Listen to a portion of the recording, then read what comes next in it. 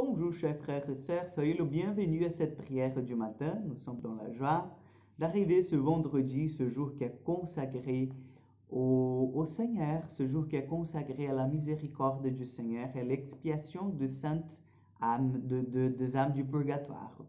Donc nous allons demander ce samedi, ce dernier jour du mois de juillet, que le Seigneur vienne nous parler, que le Seigneur vienne toucher nos cœurs. Au nom du Père, du Fils et du Saint-Esprit. Amen.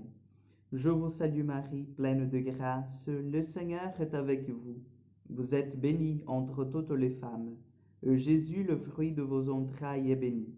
Sainte Marie, Mère de Dieu, priez pour nous pauvres pécheurs, maintenant et à l'heure de notre mort. Amen. Notre-Dame de Lourdes, priez pour nous.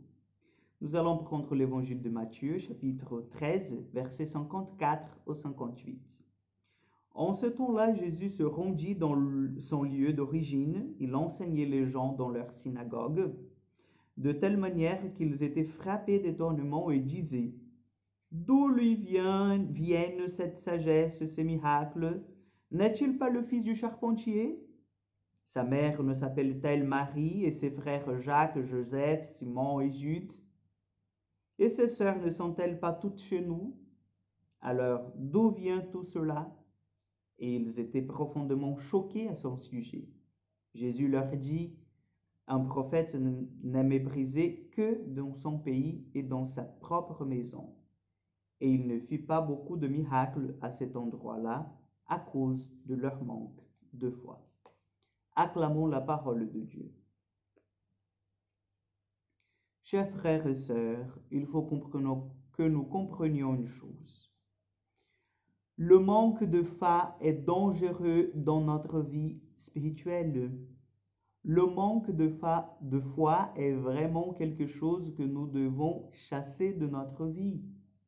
Pourquoi? Saint Jean de la Croix va nous dire que sans la foi, il est impossible. Saint Jacques va nous dire que sans la foi, il est impossible plaire à Dieu.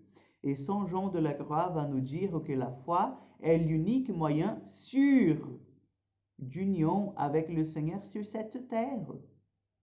Donc vous voyez que la foi, elle est très importante pour que le Seigneur puisse développer ses miracles et son action dans notre vie. Mais pourquoi, Père César, n'est-il pas le Tout-Puissant? Oui, le Seigneur, il est tout-puissant, mais il est tellement faible devant notre libre arbitre. Son amour, en fait, ne nous laisse pas nous obliger à faire quelque chose. Le Seigneur ne nous a pas créés pour que nous soyons en fait de malhonnêtes, mais il nous a fait pour que nous soyons libres et devant lui, nous nous engagions en toute liberté. Donc vous comprenez que la foi, c'est-à-dire l'engagement personnel, est très important pour que le Seigneur agisse en nous.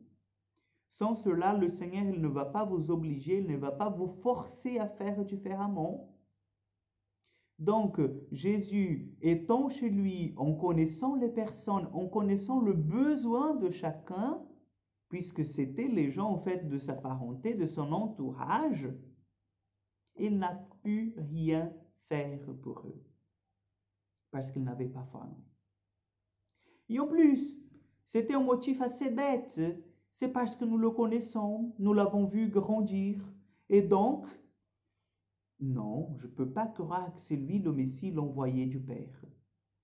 Vous voyez, nous laissons en fait à côté notre foi, nous laissons tomber, nous baissons nos bras dans notre vie justement par de petites choses aussi. C'est un enfant malade, c'est quelqu'un qu'on aimait bien qui est parti et qu'on voulait qu'elle reste un peu plus. Ce sont des choses en fait que nous ne comprenons pas pour le moment et nous disons, de toute façon, si Dieu il existe, ce n'est plus mon affaire. La foi, elle est importante. Elle est très importante dans la vie du disciple, dans la vie de celui qui veut connaître le visage de Dieu, qui veut voir Dieu et qui veut aussi que le Seigneur agisse en lui. Donc, demandons aujourd'hui, demandons ce matin que le Seigneur augmente notre foi, que le Seigneur augmente en nous le désir de le voir, de le connaître et que nous soyons toujours ouverts à son action, à l'action de sa grâce en nous. Amen. Le Seigneur soit avec vous. Que Dieu Tout-Puissant vous bénisse et vous garde, le Père, le Fils et le Saint-Esprit. Amen. Je vous souhaite une excellente journée, que Dieu vous accompagne et à demain pour encore une prière du matin.